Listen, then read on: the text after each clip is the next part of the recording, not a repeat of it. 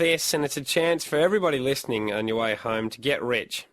And not many other shows are letting you do that. Now, it's probably slightly worse odds than Powerball tonight. Maybe. Well, I mean, let's look at it this way. Powerball has had some winners. However, I have great faith as one of Australia's most brilliant minds joins us. Horgs, are you there? Yes, in fine form. And the trademark whistle. The trademark whistle gets people reaching for their checkbooks. Horgs. In the past, what do you think, besides WeatherBet, you keep going back to that where people could gamble on the weather, that was a website, what do you think your best invention's been so far? Probably the Horgiana. The Horgiana, you think you're very first? The comfortable shoe. It was a comfortable shoe, and it was very comfortable, very smart at the same time, so not too many people offer that. No. Yeah. Were any sketches ever made of this shoe? No, because no one wanted to invest. Yeah. So it was more of a holy grail idea, and that's what I loved about the Horgiana. It was a mythical shoe. It was extremely comfortable and extremely stylish, yet no one had ever seen it or worn it. I preferred the gym train, just one whole carriage dedicated to gym equipment so people could work out on their way to work. Horgs. Let's not dwell on the investments that never got off the ground, Horgs. Do we have a new one for today? Yeah, I do. Now, apologies for starting off my pitch this way, because I generally do, but that's fine. Cheese graters have done well over the years. Horgs, I believe the last pitch we had was breakfast has done well over the years. But cheese graters, graters have done well over the years. Very well over the years, and but the problem with cheese graters, is that when you waste a lot of cheese for starters, and if you don't want to waste cheese, you're cutting your fingers. I see what you mean. So when you're getting towards the end, it's very difficult to finish it off. If you go for that little extra bit, you cut your fingers. Exactly. You just start slicing your fingers off. Yeah. So and then you end up ruining the whole cheese because it's full of blood anyway. That is for a very vigorous grate at the end. But yes, it is possible you would grate your fingers to pieces. So it's got me thinking. Today's invention is the Fingerater. What's the Fingerater? Fingerater. What happens here, we put little graters on the end of your fingers. Yeah. And then you just massage the cheese, and we're grating. Hang on.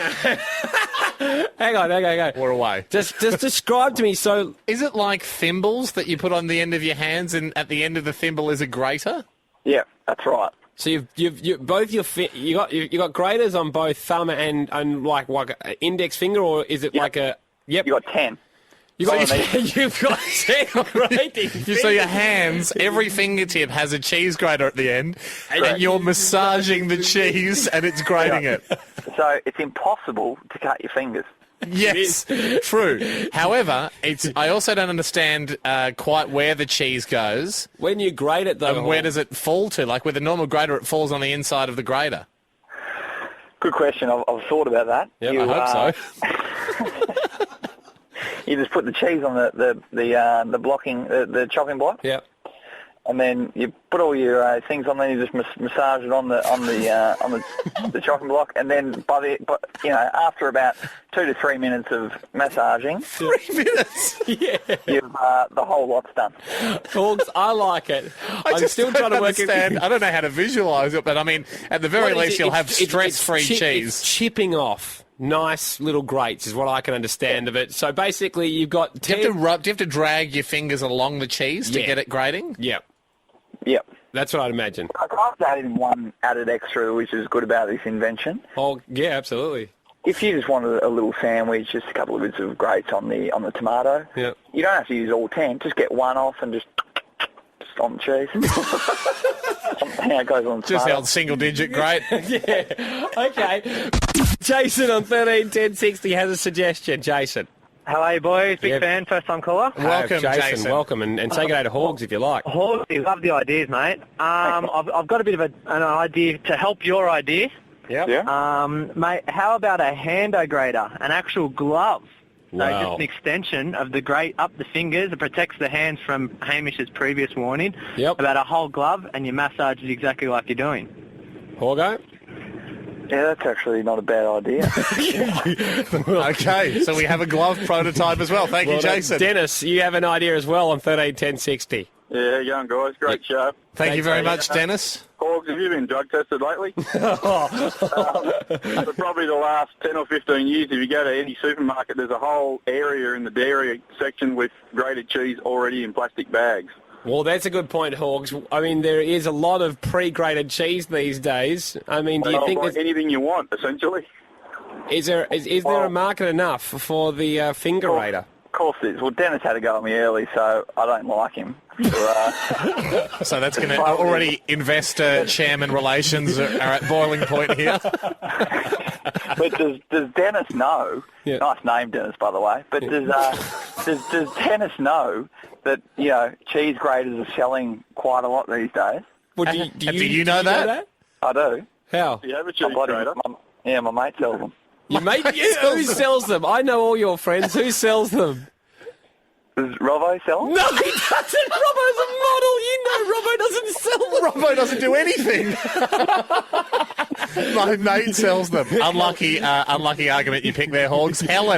Helen actually has a design fault. That's weird. Helen, what do you think could be wrong with the tiny series of graters that you put at the end of your fingertips? Well, look, boys, you need to ask a woman about all of this, and I really value all of the contributions from the other boys. First of all, I'm just wondering, when you put a thimble on the end of your finger, the cheese is going to go inside the grater like it does in a normal grater. So then you've got cheese squashed between fingertip and grater. True, but the way I was envisioning it, Helen, is you put the thimbles on and then they have like kind of a half semicircle of metal protruding from that. So when you grate... When you drag your fingers along. Drag your finger across, obviously the cheese kind of cuts along and then comes out in strips and just falls on the... Right.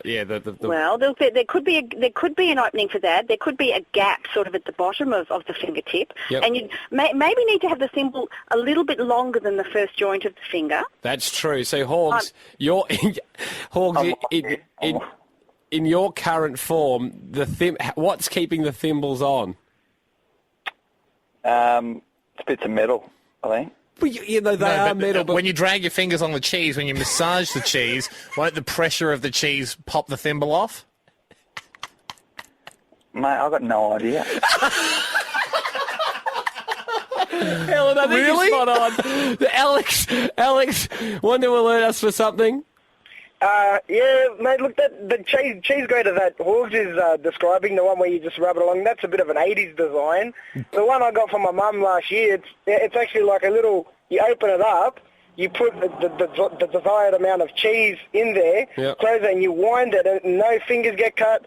There's no contact with the cheese, so the hygiene's all good. And there's no cheese left over at the end that's ungratable. There's no cheese left over, and even if there's a little bit, there's a little offcut, it's good to eat afterwards. And Alex, would you say this is more efficient than putting 10 thimbles on each of your fingers? Well, by the time you put 10 thimbles on, your spaghetti's going to go cold or something anyway. Horgo, what do you think? Can I have a quick word to your listeners for a sec? Yeah, go for it. Look, guys, I'm really sorry about this one. I know you've obviously tuned in to invest, and I haven't come up with a good one again. But just stay focused. I will, and we'll come up with a good one next time. Good pep talk. Thanks, guys. Thank you, mate. I've never had him walk away from an idea before we pushed.